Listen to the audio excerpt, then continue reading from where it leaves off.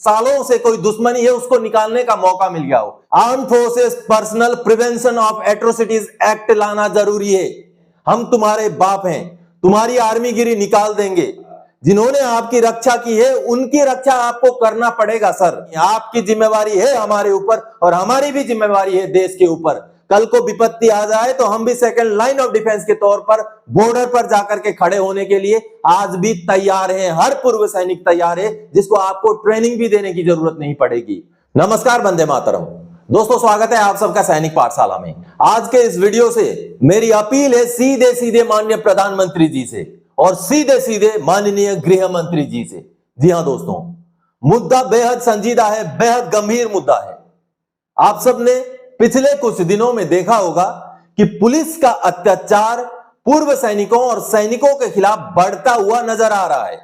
जी हां दोस्तों, चाहे आप मिसाल के तौर पर पिछले कुछ दिनों की घटनाओं को ले लें, चाहे पिछले लगभग 1 महीने पहले की जयपुर की घटना ले लें, लगभग उसी समय का ग्वालियर की घटना को ले लें, या तो आप ओडिशा की घटना को ले लें, या अभी हाल में दिल्ली की घटना को ले लें। दोस्तों, केवल पूर्व सैनिक ही नहीं, उनके परिवार वाले भी पुलिस के अत्याचार का बलि हो गए हैं। जी हां, पुलिस जब भी पूर्व सैनिक या सैनिकों के खिलाफ कार्रवाई करती है तो यह देखा गया है जैसे कि उनके मन में कोई खुंदस है, कोई दुश्मनी है जो वो निकालना चाहते हैं। जिस तरीके के भाषा का इस्तेमाल करते हैं, हम तुम्हारे बाप हैं, तुम्हारी आर्मीगिरी निकाल देंगे, जैसे कि लगता हो कि बरसों से कोई दुश्मनी मन में पाले हुए हैं और उसको निकालने का मौका उनको मिल गया हो। तो दोस्तों, कहीं ना कहीं इस पर रोक लगने की जरूरत है। कहीं ना कहीं इसके खिलाफ अब जोरदार तरीके से आवाज उठाने की जरूरत है। आप सोशल मीडिया में चाहे कहीं भी जुड़े हो, आप इस वीडियो को शेयर जरूर करें, इस वीडियो को लाइक जरूर करें दोस्तों, और इस वीडियो को वहां तक पहुंचने में मदद करें जहां से इस मुद्दे के ऊपर कार्रवाई की जानी जरूरी है। माननीय प्रधानमंत्री जी और माननीय गृह मंत्री जी, आपको सामने आना पड़ेगा। आपको जो देश की रक्षा करते हैं, जिन्होंने देश की रक्षा की है, उनकी रक्षा करनी पड़ेगी। क्योंकि पुलिस द्वारा जिस तरीके का अत्याचार की कार्रवाई की जा रही है सैनिकों के, पूर्व सैनिकों के खिलाफ, वो बिल्कुल बर्दाश्त करने लायक नहीं है। क्योंकि पुलिस पता नहीं किस बात का गुस्सा निकालती है। जब भी कहीं ऐसा मौका मिलता है कि पूर्व सैनिक या सैनिकों को उनको पकड़ने का कहीं से भी मौका मिलता है, उनको मानो कोई खुंदस है अंदर से, सालों से कोई दुश्मनी है उसको निकालने का मौका मिल गया हो। यह देखा गया है अमूमन। तो इस चीज को रोकना पड़ेगा। जिन्होंने आपकी रक्षा की है उनकी रक्षा आपको करना पड़ेगा सर। क्योंकि अब आप हाल के कुछ दिनों के अगर एग्जाम्पल्स ले लें तो उन एग्जाम्पल्स से यही सामने आता है कि पुलिस जब भी पूर्व सैनिकों और सैनिकों के खिलाफ कार्रवाई करती है तो वो बर्बरता से करती है, जिसको रोका जाना जरूरी है। अब इसको रोकने के लिए ठोस कदम उठाना पड़ेगा।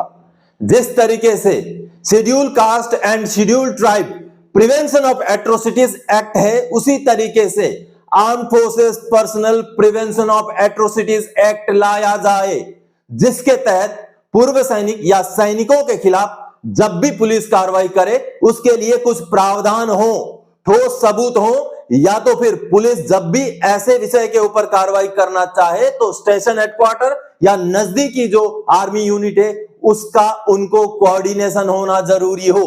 इस तरीके से प्रावधान के साथ कानून बनाया जाए जिससे कि अत्याचार के खिलाफ जो पूर्व सैनिक या सैनिक है उनके खिलाफ जो अत्याचार पुलिस कर रही है उसको रोका जा सके सर। क्योंकि पुलिस अलग अलग राज्यों में है, अलग अलग राज्यों की पुलिस अपने अपने राज्य सरकार के अधीन होती है। आपने मान लीजिए जो भी दिल्ली की घटना है उसके साथ जुड़े हुए जो भी हैं, लालचंद है, जो भी हैं, उनको अगर आप मान लीजिए सस्पेंड कर देते हैं, उनको सबक सिखा देते हैं, लेकिन मान लीजिए वो एक पुलिस अधिकारी आगे आने वाले समय में इस तरीके की कार्रवाई नहीं करेगा, लेकिन लाखों के संख्या में जो बाकी पुलिस वाले हैं उनके मन में कैसे डर होगा कि पूर्व सैनिक या सैनिकों के खिलाफ अगर मुझे कार्रवाई करना है तो मुझे ठोस सबूत चाहिए। इसका प्रावधान करना जरूरी है। आज आप मान लीजिए दिल्ली पुलिस को समझा देंगे, आज आप मान लीजिए राजस्थान पुलिस को समझा देंगे, लेकिन इसकी क्या गारंटी है कि कल को आसाम की पुलिस, कल को मेघालय की पुलिस, कल को केरला की पुलिस पूर्व सैनिक या सैनिकों के खिलाफ इस तरीके का अत्याचार नहीं करेगी। इसलिए अब समय आ गया है कि arm forces personal prevention of atrocities act लाया जाए, जिसके अधीन पूरा का पूरा देश हो और उस कानून के तहत ही पूर्व सैनिक या सैनिकों के खिलाफ कार्रवाई किए जाने का प्रावधान रखा जाए, जिससे कहीं ना कहीं आपको जो रक्षा कर रहे हैं उनकी रक्षा होगी। जी हाँ, हमारे जितने भी संस्थाएं हैं और बाकी जितने भी हमारे सोशल मीडिया में एक्टिविस्ट हैं, उनको इस मुद्दे को उठाना पड़ेगा। अगर हमें सुरक्षा चाहिए, अगर हमें न्याय चाहिए, अगर हमें अत्याचार के खिलाफ अगर न्याय मिलना है तो इसी तरीके से मिलेगा। अगर एक घटना हो गई, उस घटना में जो जुड़े हुए हैं उनको पनिशमेंट दे दिया, आगे इसका गारंटी कोई नहीं है कि अगली बार वो घटना नहीं होगी। इस वजह से कोई इस तरीके का कानून लाया जाए जिससे हमारा प्रिवेंशन हो सके अत्याचार के खिलाफ। तो माननीय प्रधानमंत्री जी से, माननीय गृह मंत्री जी से मेरी अपील है कि अब पूर्व सैनिक और सैनिकों की सुरक्षा के लिए आपको ये कदम उठाना पड़ेगा। अगले संसद के सेशन में, अगले संसद सत्र में ये कानून लाया जाए और पूर्व सैनिक और सैनिकों के खिलाफ जो पुलिस की बर्बर कार्रवाई होती है उसको रोकने में मदद मिलेगी सर। जी हाँ, और आप जितने जुड़े हुए हो, जितने आप इस वीडियो को देख रहे हो, इस वीडियो को शेयर जरूर कीजिएगा, लाइक कीजिएगा, ताकि ये वीडियो थोड़ा सा ऊपर तक जाए और हमारा जो मुद्दा है वो ऊपर तक पहुंचे।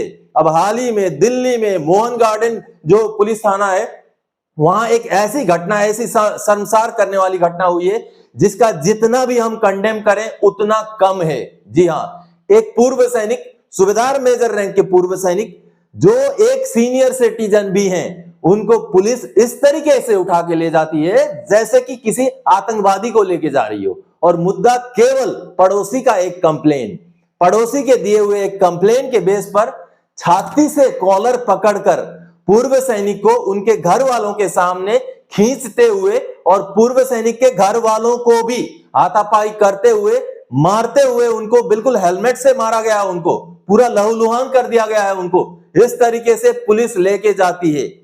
अब उसके साथ जो भी पुलिस वाले उस घटना में जुड़े हुए हैं उनके खिलाफ तो कार्रवाई किया ही जाएगा, लेकिन अब इस बात को भी इंश्योर करना जरूरी है कि इस तरीके की घटना फ्यूचर में, आगे आने वाले दिनों में ना हो। और ये तभी हो सकता है जब कोई कानून लाया जाए, जब कोई ठोस कानून लाया जाए कि पुलिस वाले को भी जब भी फौजी को या पूर्व फौजी को उठाना हो या उनके खिलाफ कोई कार्रवाई करनी हो तो या तो ठोस सबूत हो या तो फिर नजदीकी जो आर्मी यूनिट है या सीएमपी का यूनिट है उनसे उनको कोऑर्डिनेशन करना जरूरी हो। इसलिए अब prevention of arm forces personal against atrocities act लाना जरूरी है, यानी कि आर्म फोर्सेस पर्सनल जो पूर्व सैनिक या सैनिक हैं उनको अत्याचार के खिलाफ रक्षा करने को लेकर के कोई ऐसा कानून बनाया जाए जिससे हमारी रक्षा हो सके। नहीं तो आज यहां हुआ, यहां आप वार्निंग दे के छोड़ देंगे, वहां हो जाएगा। देश के किसी न किसी कोने में ऐसी घटनाएं होती रहेंगी। तो आपसे मेरी गुजारिश है माननीय प्रधानमंत्री जी से, क्योंकि अगर ये आप नहीं करेंगे तो कहीं ना कहीं मनोबल में फर्क पड़ेगा। सर, आज भी अगर देश पर विपत्ति आ जाए तो जब सैनिक लड़ाई करने जाएगा तो उनके पीछे पीछे लड़ाई करने के लिए पूर्व सैनिक का ये तबका भी खड़ा रहेगा।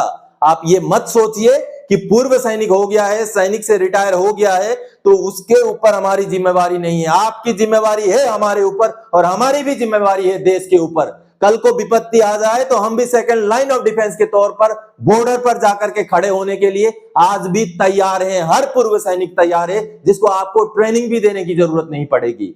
तो सैनिकों की और पूर्व सैनिकों की रक्षा करना, उनके अत्याचार के खिलाफ कोई कानून बना के उनका संरक्षण करना आपकी जिम्मेवारी है। और मेरी अपील है माननीय प्रधानमंत्री जी से, माननीय रक्षा मंत्री जी से और माननीय गृह मंत्री जी से कि ऐसा कानून लाया जाए, arm forces personal prevention against atrocities act लाया जाए और हमारी रक्षा की जाए।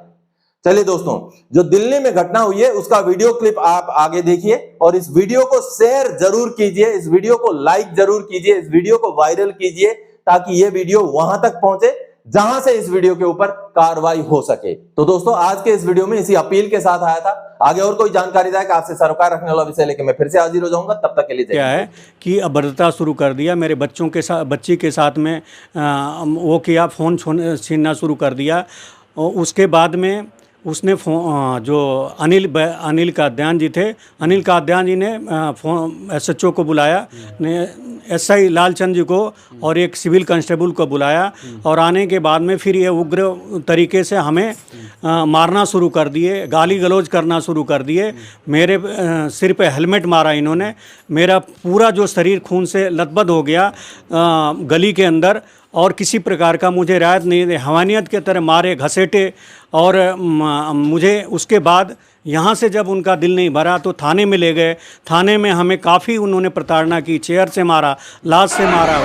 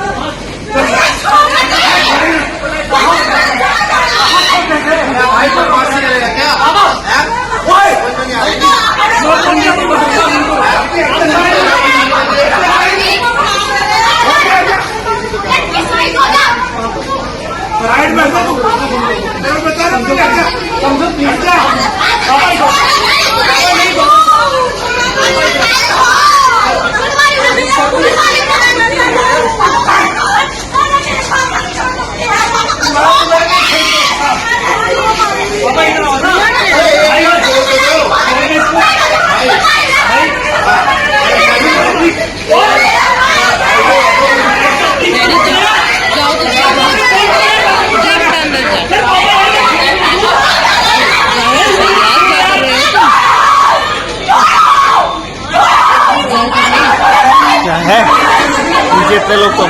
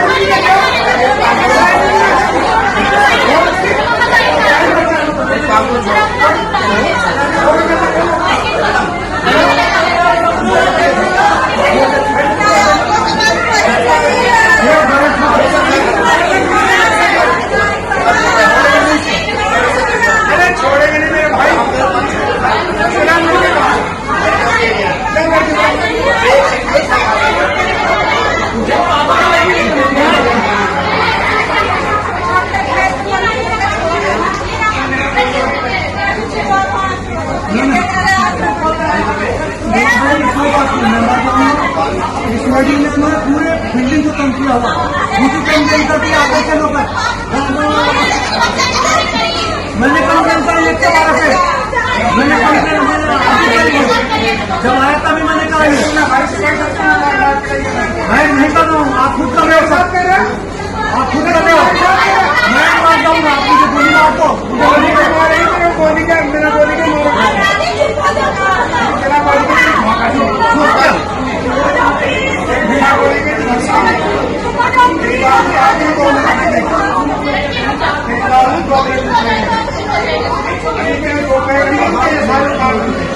आपको पता चलेगा तो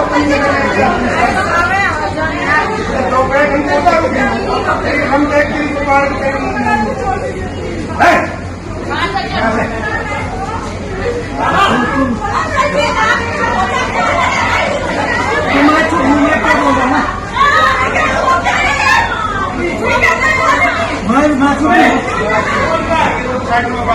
बात करो साइड में खड़ा जाओ लाइन है हमारा काम है, दोनों ने मिलकर अटैक किया नहीं है, क्या करेगा देखते बेटा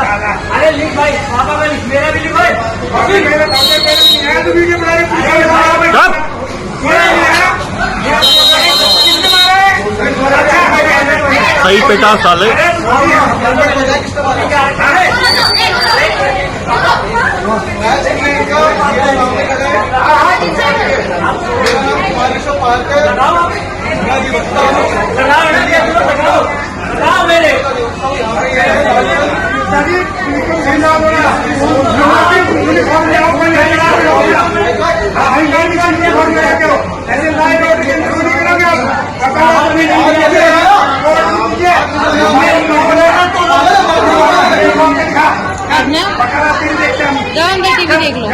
टीवी देख लो, टीवी देख लो,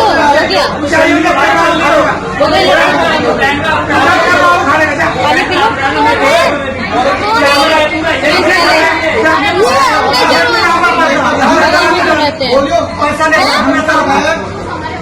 औरत पे कितना होता है? वकील साहब ये वीडियो बोले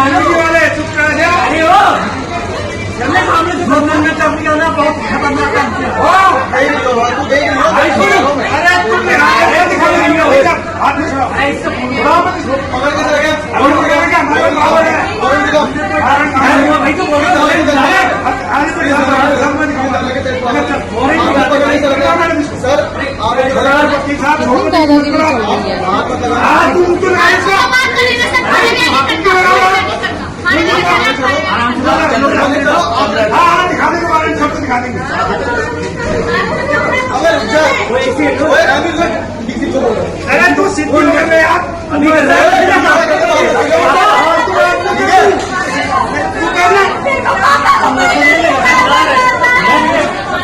अरे तेरे को राजनीति में चल रहा है, सारा फोड़ो